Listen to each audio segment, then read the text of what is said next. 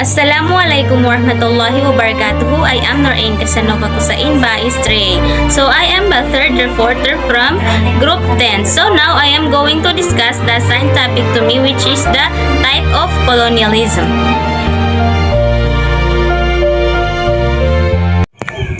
There are several different types of colonialism. The first type of colonialism is the settler colonies. Ang ibig sabihin ng settler colonies ay ang mga tao or the group of people who moves to live in a new country or area. Some countries that expanded their territory made settler colonies.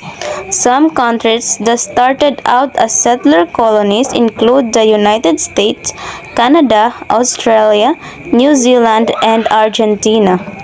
In all of these countries, people from European countries moved to the best part of a new region and forced the indigenous people such as Indians, Maori, or etc. So pinilit nila ang mga katutubong tao tulad ng Indians, Maori at iba pa na lumipat. When the local people or tribes had to move, it caused a lot of problems. In some regions which were colonized, the settlers married the local people and had children to them. So ang ibang mga settler na mga tao ay nagpakasal sa mga local people at nagkaroon ng mga anak. An example is Mexico, where a new people called the mestizos came from the marriages of the settlers and the local tribes. In other regions which were colonized, the settler and the local people lived in separate areas without living together or marrying.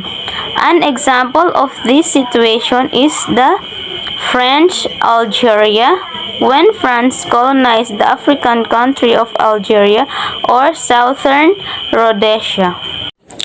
The second type of colonialism is when a powerful country establishes dependencies. So, ang ibig sabihin ay this is a country who controlled by administration.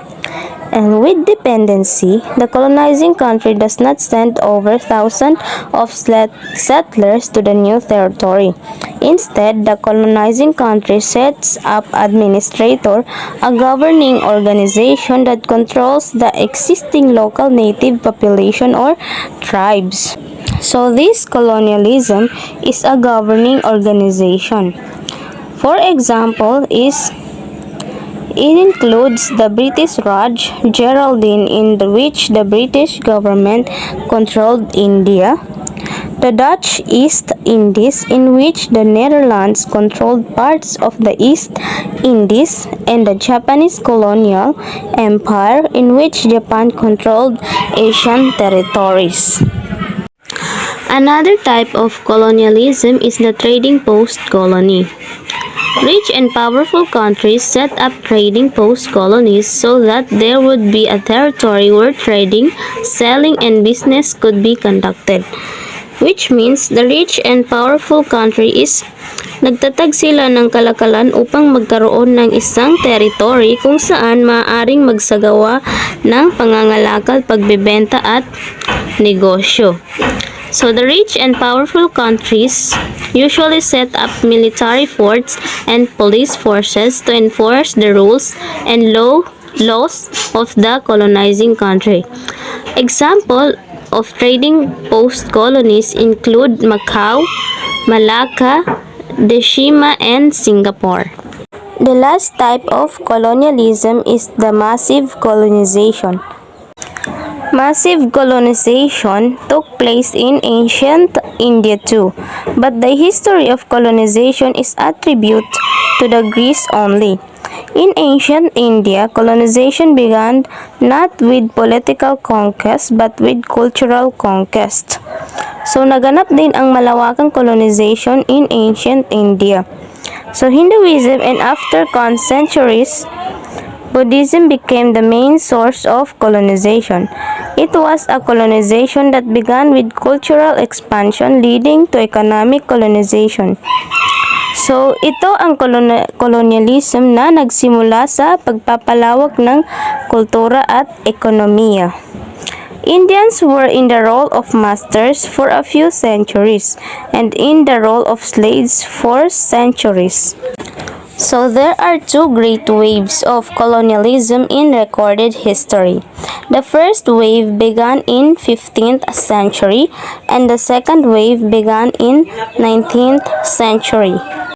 So in 15th century, during Europe's age of discovery, during this time, European countries such as Britain, Spain, France, and Portugal colonized lands across the North and South America. So sa panahong ito, ang mga bansang Europe tulad ng nasabi sa itaas is kinolonize nila ang lupain ng North and South America. So the motivation for the first wave of colonial expansion is God, gold, and glory. So God, because missionaries felt it was their moral duty to spread Christianity, and they believed a higher power would reward them for saving the souls of colonial subjects. So gold, because colonizer would exploit resources of the other countries in order to bolster their own economies. And glory, since European nations would often compete with one another over the glory of attaining the greatest number of colonials.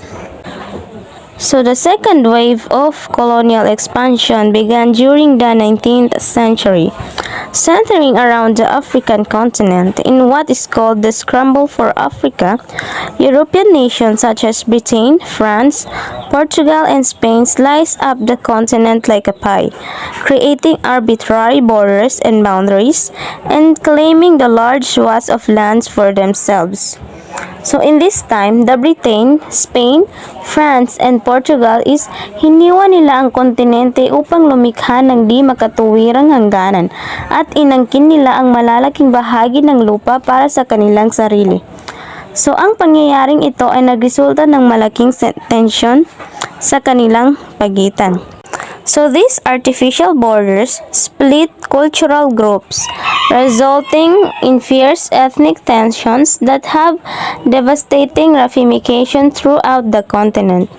Indigenous political, economic, and social institutions were decimated, as were traditional way of life which were deemed inferior. So that's all. Shukran and wassalam.